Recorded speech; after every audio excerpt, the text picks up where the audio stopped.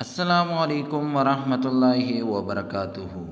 عزیز ساتھیو، آج میں آپ کو بتاؤں گا کہ 420 کی حقیقت کیا ہے، اس لفظ کی کہانی کیا ہے۔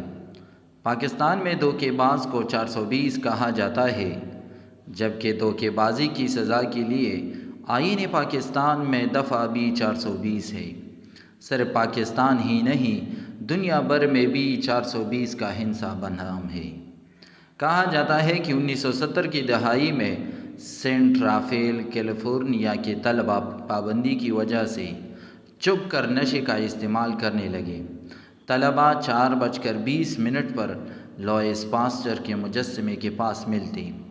آہستہ آہستہ وہ اپنے خفیہ مقام کو لوئس 420 پکارنے لگے۔ اس کے بعد 420 عالمی طور پر چرس یا منشیات کے استعمال کی سازگار جگہوں کو کہا جانے لگا، اور 420 کا ہنسا ایسی جگہوں کے لیے عالمی کوڈ کے طور پر مشہور ہو گیا۔ نشے کے عادی افراد بھی جب ہوٹل کے 420 نمبر کے کمرے میں ٹھہرتے تو اسے بھی نشے کے لیے سازگار کمرے جان کر منشیات استعمال کرنے لگے۔ اس صورتحال پر قابو پانے کے لیے بہت سے ممالک کے بہت سے ہوٹلوں نے کمرہ نمبر 420 ختم کر دیا۔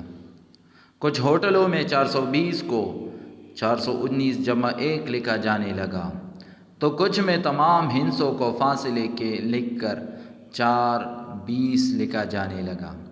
ایک ہوٹل کی ایک منزل پر 401 سے لے کے 419 تک کمرے ہیں، تو دوسری منزل پر 421 سے 434 تک۔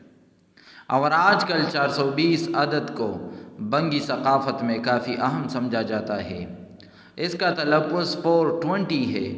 بنگ کا نشہ کرنے والے اکثر شام 4:20 پر اپنی محفل منعقد کرتے ہیں۔